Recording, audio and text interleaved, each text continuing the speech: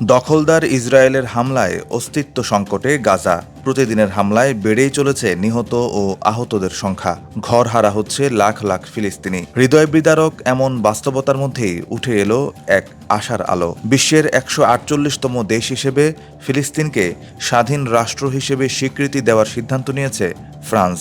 ফরাসি president Emmanuel Macron জানিয়েছেন, খুব বেশি দূরে নয়, চলতি বছরের মাঝামাঝিতে ফিলিস্তিনকে স্বীকৃতি দেবে তার দেশ। বুধবার ফ্রান্সের একটি টেলিভিশনকে দেওয়া এক সাক্ষাৎকারে এসব কথা জানান মাখোঁ। তিনি বলেন, আমাদের অবশ্যই ফিলিস্তিনকে স্বীকৃতি দেওয়ার দিকে যেতে হবে এবং এটি আমরা কয়েক মাসের মধ্যেই করব।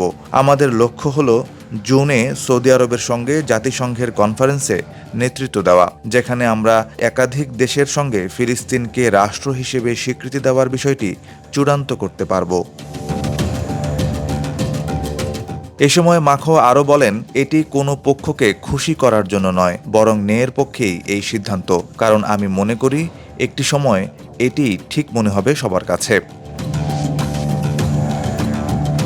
ফ্রান্সের এই উদ্যোগকে স্বাগত জানিয়েছে ফিলিস্তিনের পররাষ্ট্রমন্ত্রী ভার্সেন শাহিন। তিনি বার্তা সংস্থা এএফপিকে বলেছেন, ফ্রান্সের স্বীকৃতি ফিলিস্তিনের অধিকার রক্ষা এবং দ্বিরাষ্ট্র নীতির জন্য একটি সঠিক পদক্ষেপ হবে।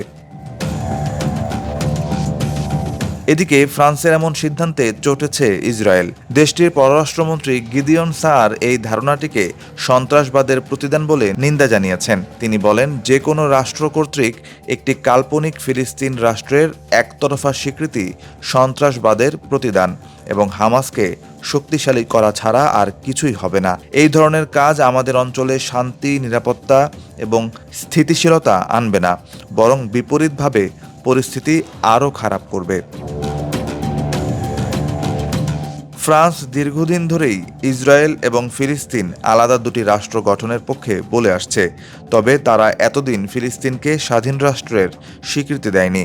শেষ পর্যন্ত ফ্রান্স যদি ফিলিস্তিনকে স্বীকৃতি দেয়, তাহলে এটি তাদের পররাষ্ট্রনীতিতে বড় ধরনের পরিবর্তন আনবে বলে মনে করছেন সংশ্লিষ্টরা। নিউজ ডেস্ক, সময়ের আলো।